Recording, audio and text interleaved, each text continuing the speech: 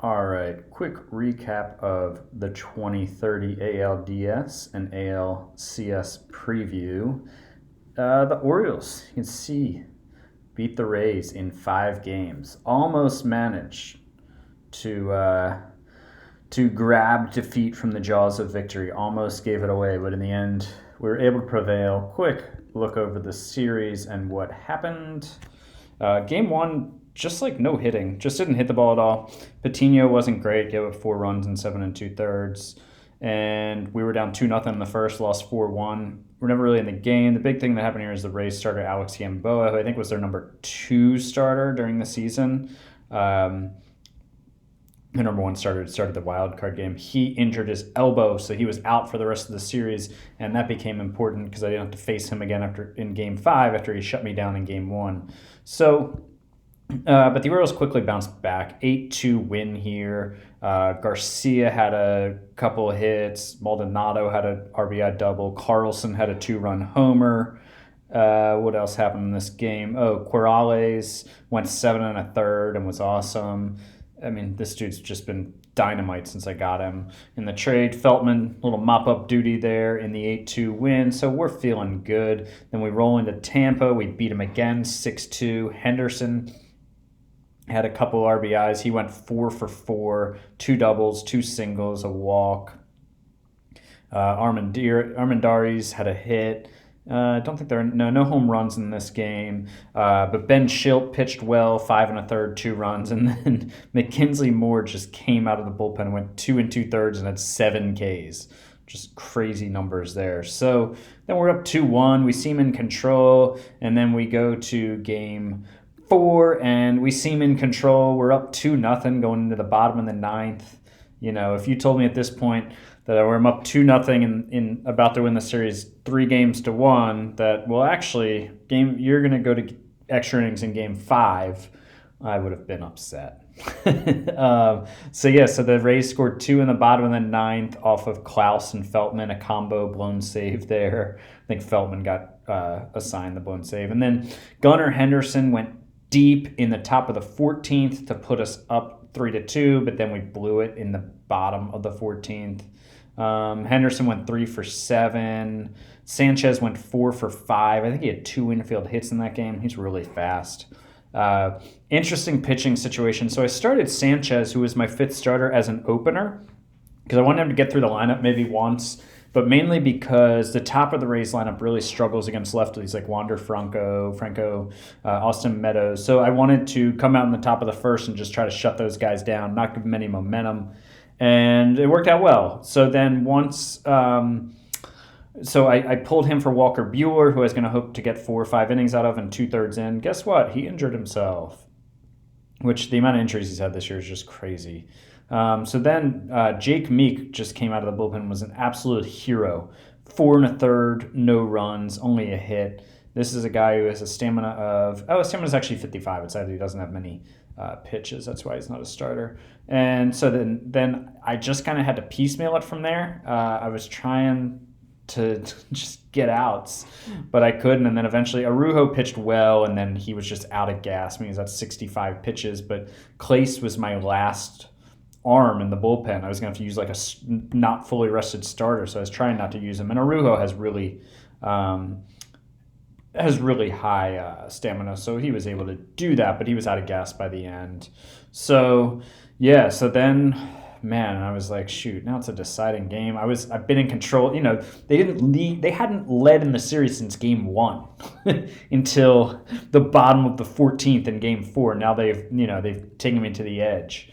So then Game 5, they came out and Wander Franco had a 2-run single in the first, but then Sabato answered with a 2-run homer in the this was a couple of base hits. Then Sabato answered with a 2-run homer in the bottom of the 3rd to put us on top 4-2, but then the Rays chipped away. They got 1 in the 5th, and then a solo home run by their number 9 hitter in the 7th.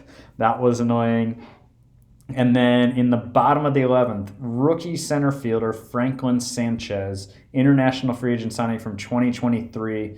Coming there is number 88 prospect in baseball at 286 plate appearances this season. And he goes yard down the line in left, a line drive home run that just barely stayed fair. And Camden Yards went nuts. Patino was fine again. He wasn't great. Gave up a couple home runs. And Moore was great again, 2 1/3, 4 more Ks. He was just crazy good in this series. Gunnar Henderson got the series MVP with a 417 average, 462 on base, 2 homers, 5 RBI, 5 runs. Yeah, he was great. Oh, he had a home run in the first inning. That's right. After we went down 2-0, he led off the bottom of the first with a home run, which was great. And then we chipped away, got another one. So Armendariz, the AL Rookie of the Year, he's going to be, pretty much a slam dunk for that. Yeah, he hit 273, walked a few times. He didn't go yard, which, I'd like to see more power out of him, obviously. And, his slugging for the series was only 318. I think he had 1 extra base hit. So we'd like to see more out of him. Bob Maldonado, let's see, what did he do here with OPS? So he went 1 for his last 11, and his OPS was only 845 by the end of the series, which for him, he led the league in OPS at a 987 this year. So would like to see more out of my 2 young guns there. Weinberger didn't do much. Carlson didn't really do anything other than that 1 home run back in game 1.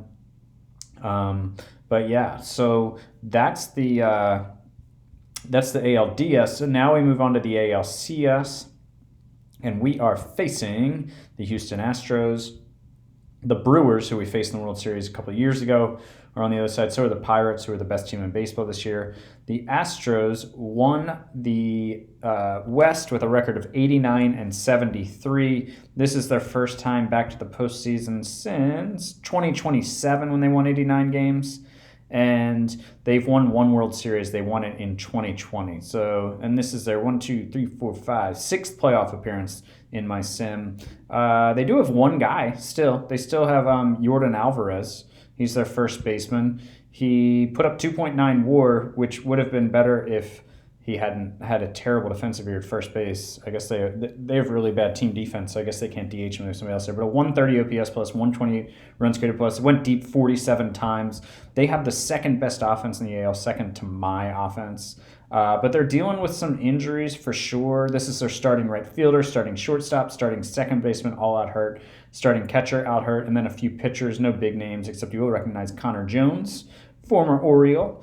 And then you also see in right field, they have Trevor Larnach, who had a 127 runs created plus with 42 doubles and 22 home runs this year. He put up 3 WAR and 146 starts. But he's out in right field where he's weak. Their defense is bad.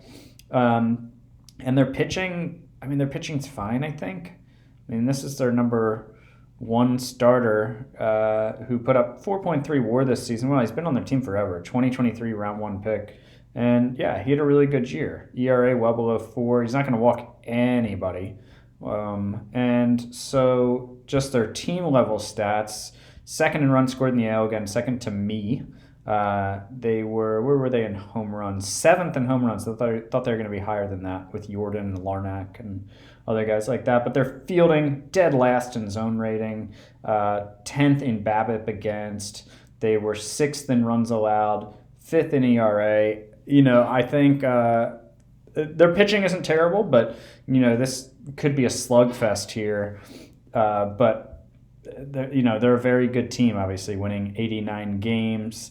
I actually didn't check. I would like to see what their run differential was. Like, did they overachieve or plus 90? So their Pythagorean was 90 wins, which mine was 96. So I'm a bit of a better team on paper, but that's why they play the games, as they say. But yeah, so I will play these games offline, and then, like I said in the last post, hopefully there'll be a World Series to broadcast. Maybe we can get Mike Holden from Fake Sports Dynasty's YouTube channel to come on over and do a 2-man booth with me. But yeah, that's going to be all for now, and the Orioles tried to give this series away, but they didn't. So on to the Astros we go.